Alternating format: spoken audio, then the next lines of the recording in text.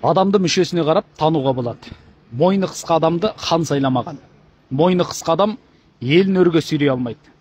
Иығы кең емес адам өжет. Елдің қамын жегіш болса, оны сардар ғой. Бірақ көсем қылма. Етін кеудесін емес, балтырына санына жинайтын адамды сарбаз етіп соғысқа салма. Ақылшы уәзір етіп кеңеске сал. Құлағы үшбұрыштанып, етінен жарып шыққан адам ит жанды болады. Ондай адам қиыншылықта жасымайды, бірақ өмірі жеңіл бола бермейді. Нағыз күшті адамның бел омыртқасы болмайды. Белінің арты тақтайдай тұтас сүйек болады.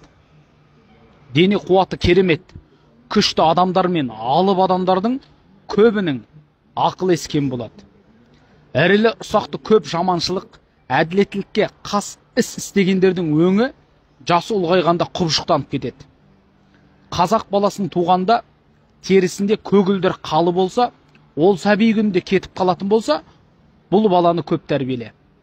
Ал туғандағы көгілдір қалы есейгенде ғана кететін болса, бұндай баланы тәрбиелемесең де саналы болады. Құлағы үлкен адамдардың күш қуаты жақсы болады.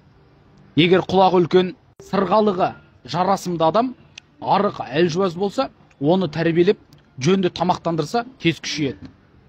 Маңдай тісі ор қояндікіндей орсақ адамдар алған бетінен қайтпайды. Жүрек жұтқан адамдардың сақалы қою болмайды, селдір келеді. Шығармашылық адамның таланты бір ғана өнерде болса, ақылы жындыға жақын келеді. Егер бірнеше салада қабілетті болса, ақылы дұрыс болады. Өлең жазудан басқаны біле бермейтіндердің жынды сүрей болатыны содан. Ақындар көбіне ал кеуде, өршіл, ақ көңіл, аңғал, таза ниетті, сезімтал келсе, жазушылар оларға қарағанда жинақы, парасатты қу келеді. Балаңыз шығармашылық адам болса, шығармашылыққа қатысы жоқ, нәпақасы жақсы бір салаға оқытыңыз. Ақшасын содан тауып, ләззатын өнерден тапсын. Ақыл есімен өмірі орында болып, жақсы өмір сүреді.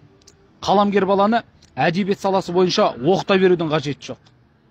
Табаны жалпақ адам бір жерде тұрақтап тұрғысы келмейді.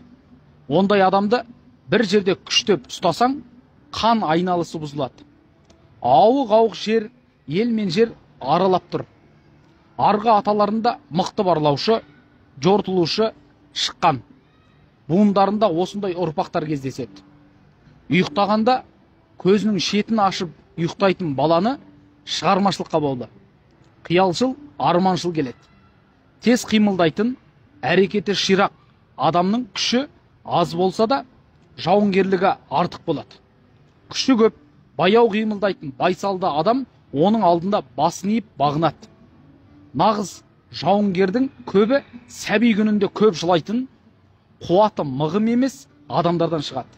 Сәби күнінде қуаты мығым байсалдыдан балуан шығар. Бірақ қас батыр шығуы екіталай.